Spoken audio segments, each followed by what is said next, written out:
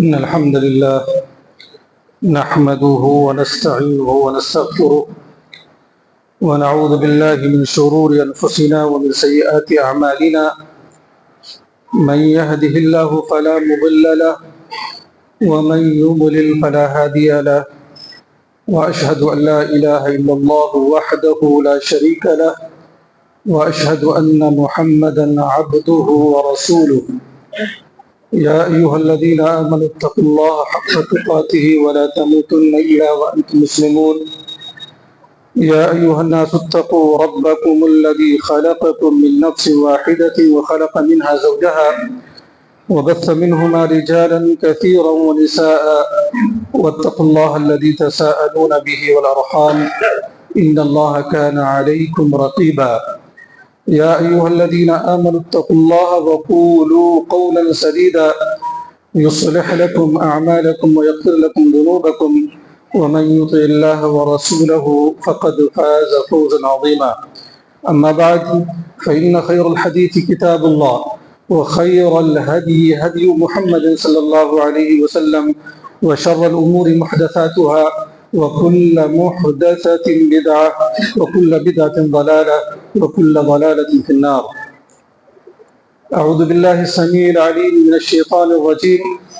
إن الذين قالوا ربنا الله ثم استقاموا تتنزل عليهم الملائكة ألا تخافوا ولا تحزنوا وأبشروا بالجنة التي كنتم توعدون نحن أولياؤكم في الحياة الدنيا وفي الآخرة ولكم فيها ما تشتهي أنفسكم ولكم فيها ما تدعون نزلا من غفور رحيم.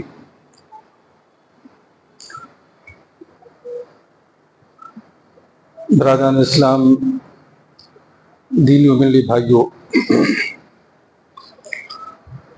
رب العزت کی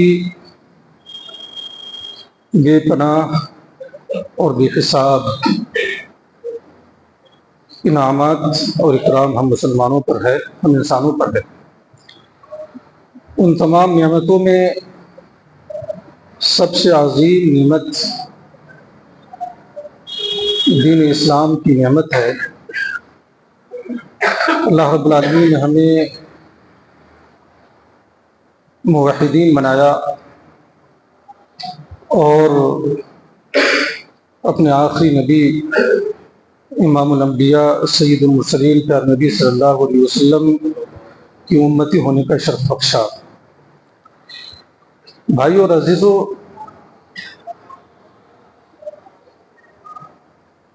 آج کا خطبہ جمعہ جس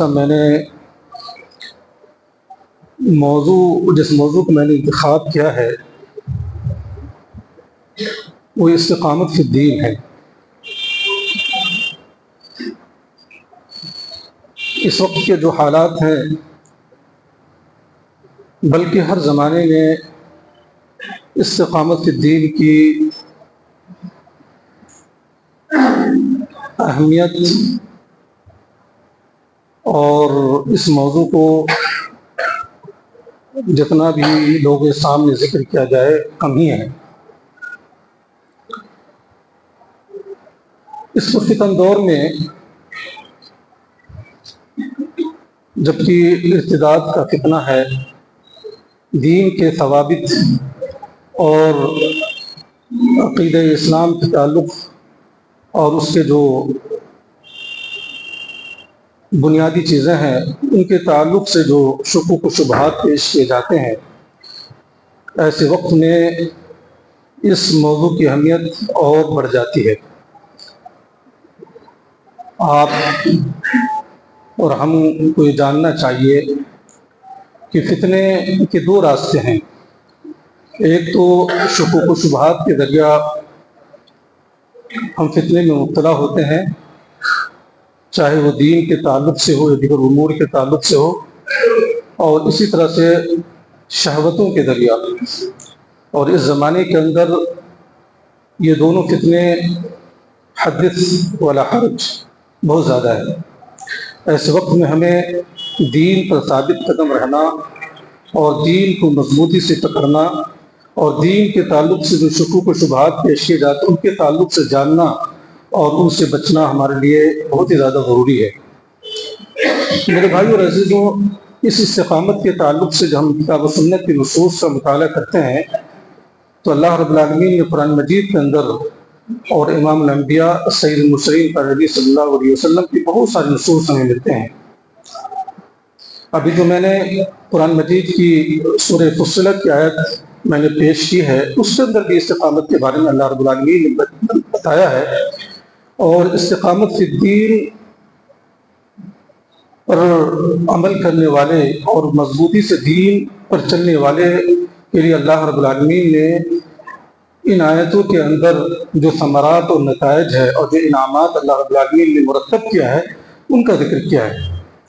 اللہ رب العالمین نے قرآن مجید کے اندر امام الانبیاء سید المرسلین پر نبی صلی اللہ علیہ وسلم کو اور ان کے صحابہ کرام کو بھی کہا کہ فاستقم کما امرت ومن تاب معک، کہ اے نبی آپ خود ثابت قدم رہیں، اور جو وہ لوگ جنہوں نے توبہ کیا ہے صحابہ کرام ان کو بھی یہ حکم دیا گیا ہے کہ وہ بھی ثابت قدم رہیں۔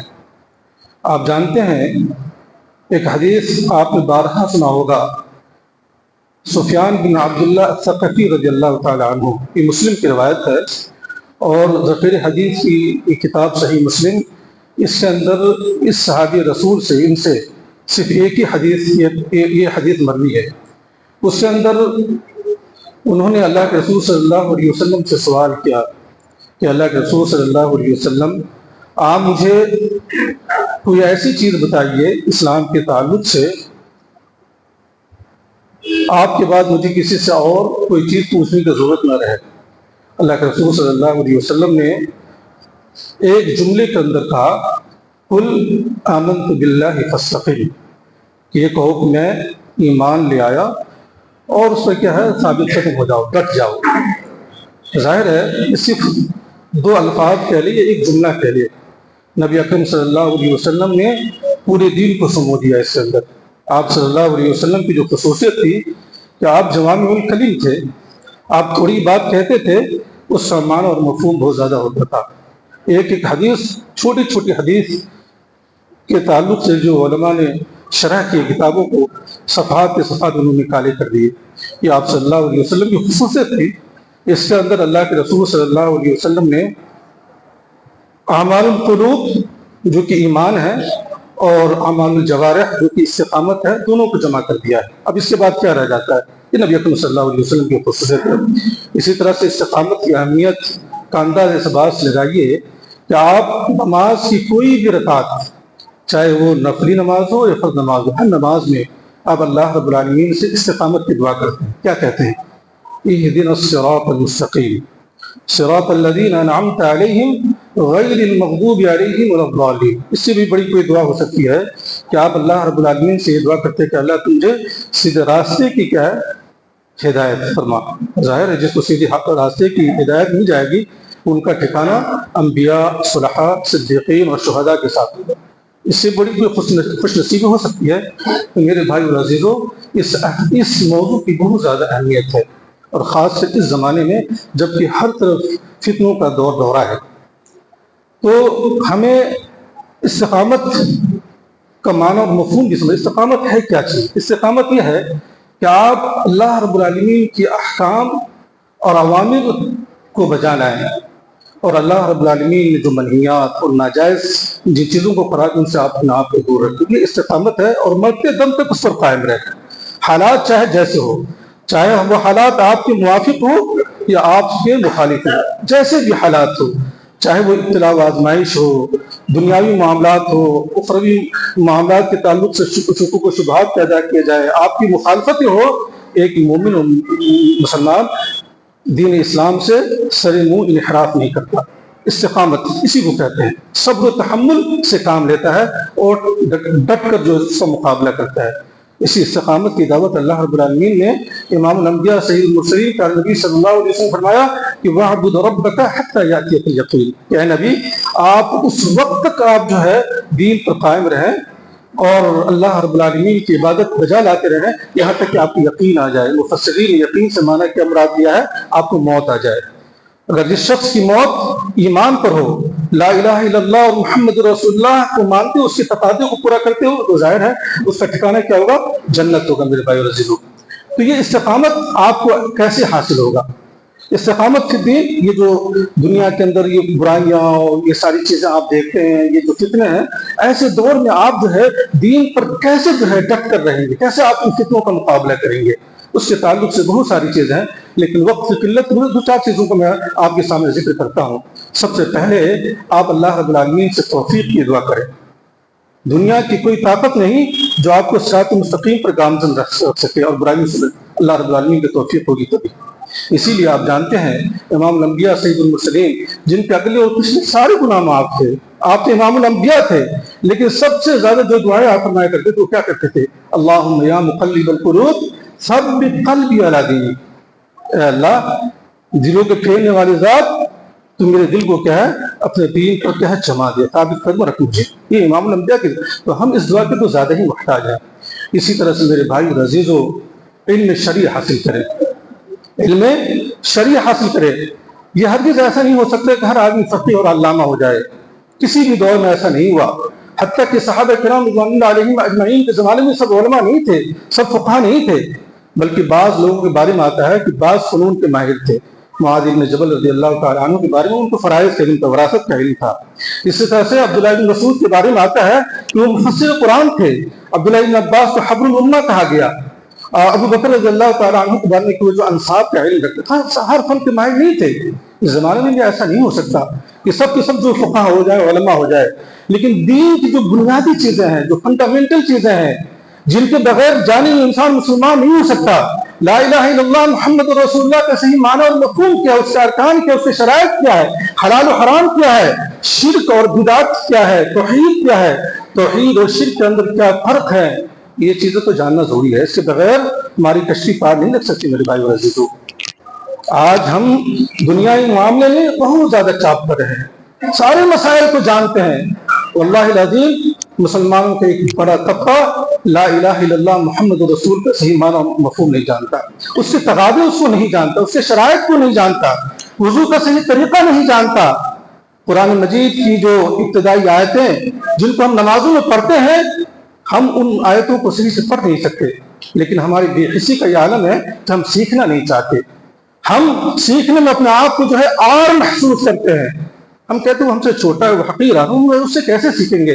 لیکن میں نے عربوں کے یہاں دیکھا ہے، آپ لوگ بھی جب حج کے لیے جائیں گے مکہ اور مدینہ حرمین شریفین کے اندر، آپ دیکھیں گے بڑے بڑے بزرگ لوگ 60-70 سال کی عمر کو پہنچ جاتے ہیں، لیکن وہ قرآن کو سیکھ رہے ہوتے ہیں۔ کیوں؟ ان کے سامنے نبی علیہ الصلوۃ والسلام کی حدیث ہوتی ہے کہ خیرکم من تعلم القرآن وعلمہ، بخاری کی روایت ہے کہ تم میں سب سے بہتر وہ ہے جو قرآن کو سیکھتا اور سکھاتا ہو۔ سبحان اللہ، اس فضل کو حاصل کر رہے ہو آخری زمانے میں۔ ہم لوگ اب علم سیکھنے کا عمر ختم ہو گیا ہے، عمر ختم ہو گئی ہے، اب کیا سیکھیں گے؟ ایسا نہیں میرے بھائیو، آپ کا کون عمل اللہ رب العالمین کو پسند آ جائے اور آپ کا جو ہے عمل وہ عمل آپ کو جنت میں لے جائے آخری دم تک۔ اسی لیے ہمیشہ انسان کو چاہیے کہ وہ خاتمہ بالخیر کی دعا کرو، کوشش بھی کرے کہ اللہ تعالی ہمارا جو خاتمہ کرے وہ خیر پر کرے میرے بھائی عزیزو۔ تو علم شرعی حاصل کرے، خود شرعی حاصل کرے، بچوں کو دین کی تعلیم سکھائے۔ خاص طور عورتوں کے اندر آپ دیکھتے ہیں جو برائیاں ہیں، جو بدعقیدگیاں ہیں، مرد حضرات رجال وہ مسجدوں میں جاتے ہیں، بڑے بڑے محافل میں جاتے ہیں، کانفرنسز میں جاتے ہیں، لیکن عورتوں کو مواقع نہیں ملتے۔ بعض لوگ تو مسجدوں میں عورتوں کو آنے سے منع کرتے ہیں۔ آپ کو معلوم ہے کہ الحمدللہ ثم الحمدللہ کتاب و سنت کی روشنی میں عورتوں کا آنا مسجد میں منع نہیں ہے، شرائط کے ساتھ، عفت و حشمت کے ساتھ اگر مسجدوں میں آئے، دین کی تعلیم حاصل کرے تو بہت اچھی بات ہے۔ کیوں کہ یہ عورتیں مسانی اور رجال ہیں، یہی عورتیں بچوں کو جو ہے پالتی اور پوستی، ان کے گود میں جو بچے پلتے اور پوستے ہیں، ان کی اگر تربیت اچھی ہوگی تو وہی مستقبل کے معمار ہوں گے میرے بھائی عزیزو۔ تو کیا علم شرعی حاصل کرے۔ اس کے بعد میرے بھائی عزیزو، اگر آپ دین پر ثابت قدم رہنا چاہتے ہیں تو آپ کو چاہیے کہ آپ اپنا تعلق قرآن مجید سے گہرا تعلق قائم کریں۔ کیوں کہ قرآن مجید ہی وہ کتاب ہے کہ اللہ رب العالمین نے ارشاد فرمایا ان ھذا القرآن یہدی للتی ہی اقوم، سب سے سیدھے راستے کی طرف جو رہنمائی جو کتاب کرتی ہے وہ قرآن مجید کرتی ہے۔ اللہ اکبر، یہی وہ کتاب ہے جب امام الانبیاء سید المرسلین کا نبی صلی اللہ علیہ وسلم پر ایک کتاب نازل ہوئی تو اس زمانے کے لوگوں کے حالات آپ دیکھیں کیسے حالات تھے، کس قدر کفر و ضلالت اور گمراہی کے اندر وہ تھے. لیکن جب یہ کتاب نازل ہوئی اور انہوں نے پڑھا، سمجھ کر پڑھا اور اس کو اپنی زندگی کا ایک لائحہ عمل بنا لیا، جزء لائحہ الفقہ بنا لیا، اس سے حرف اور اس سے کلمات پر انہوں نے عمل کیا تو ان کی زندگی میں انقلاب آ گیا. اسی بات کو نبی علیہ الصلوۃ والسلام فرمایا کہ ان هذا الكتاب يرفع بهذا الكتاب اقوام ويضع بها آخرين. یہ وہ کتاب ہے جس کی وجہ سے اللہ تعالیٰ قوموں کو سربلندی عطا کرتا ہے اور اسی کتاب کی وجہ سے اللہ رب العالمین لوگوں کو کیا ذلت و نکبت میں ڈال دیتا ہے. قرآن سے اپنا گہرا تعلق قائم کیجیے. کتنے لوگ ہیں جو روزانہ صرف ایک صفحہ قرآن مجید کی تلاوت کرتے؟ کتنے لوگ ہیں؟ چاہے جائے کہ اس کا ترجمہ اور اس کا تفسیر پڑھے اور اس کو تجوید کے ساتھ پڑھنے کی کوشش کرے، سیکھے. کتنے لوگ ہیں؟ بہت کم لوگ ہوں گے. آج ہم اپنے اوقات کو، قیمتی اوقات کو کیا موبائل میں ضائع کر رہے ہیں. موبائل جو سب سے بڑا فتنہ ہے اس دور کا، یہ موبائل اس لیے نہیں بنا تھا. موبائل بنانے والوں نے کہا کہ ہم نے موبائل دو مقصد کے لیے بنایا، ایک کمیونیکیشن، رابطہ قائم کرنے کے لیے، اور ایک انفارمیشن، آپ جو ہے علم حاصل کریں، اس سے اچھی اچھی چیزیں حاصل کریں، جانکاریاں حاصل کریں. لیکن آج لوگوں نے موبائل کے استعمال انٹرٹینمنٹ کے لیے کر دیا، تفریح تباہ کے لیے کرنے لگے، اپنے قیمتی اوقات کو ضائع کرتے ہیں. اسی طرح سے میرے بھائی اور عزیزو، آپ اگر دین پر ثابت قدم رہنا چاہتے ہیں تو آپ اپنی زندگی کے اندر نماز کو زندگی کا سب سے اہم حصہ بنا لیں. آج مسلمانوں کے اندر یہ حالت زار، بہت ہی افسوس ہوتا ہے کہ مسلمانوں کا ایک بڑا طبقہ، بلکہ مسلمانوں کی اکثریت جو نماز نہیں پڑھتی، مرد عورت بچے بوڑھے سبوں کا یہ حال ہے. ایک گھر میں 2-4 لوگ نماز پڑھتے ہیں، 2 لوگ نماز پڑھتے ہیں، عورتیں نماز نہیں پڑھتی، بچے نماز نہیں. ہم نے نماز پڑھ لیا، ہم سمجھے کہ ہماری ذمہ داری ختم ہو گئی. نہیں میرے بھائی عزیز، کلکم مسعود عن رعیتہ. کل قیامت کے روز آپ کے بارے میں، آپ کی ماتحتوں کے بارے میں آپ سے پوچھا جائے گا. صرف آپ نے نماز پڑھ لی اور اپنے بچوں کو نماز کی دعوت نہیں دی، دین کے بارے میں آپ نے نہیں بتایا، علماء سے ان کا تعلق آپ نے قائم نہیں کیا، مساجد کے مدارس سے ان کا تعلق آپ نے قائم نہیں کیا.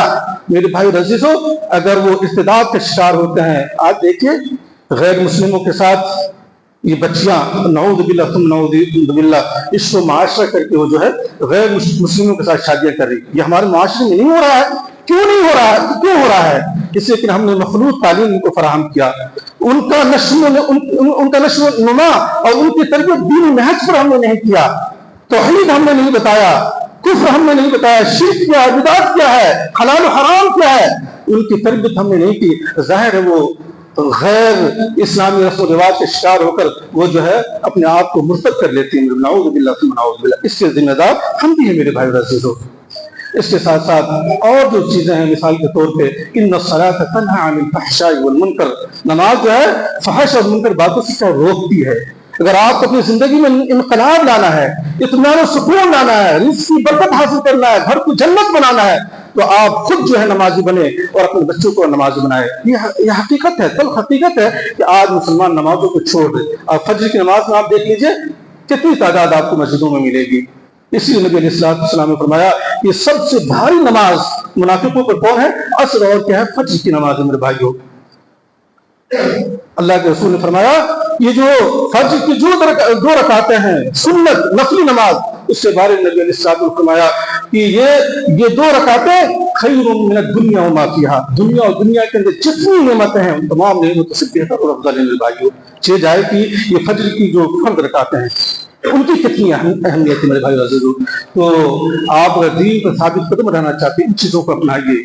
اپنی زندگی کی حقیقت اس دنوں کی زندگی، ہمیں مرنا ہے. 60 سال 70 سال کی زندگی ہے. ہمیشہ زندگی میرے بھائیوں کیا ہے؟ آخرت کی زندگی ہے. اور خطبہ کا جو بقیہ انشاءاللہ دوسرے خطبہ میں بیان کروں گا.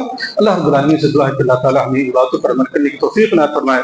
جب تک ہم زندہ رہیں ایمان پر زندہ رہیں، اور جب ہمارا خاتمہ ہو تو ایمان پر ہو. آمین.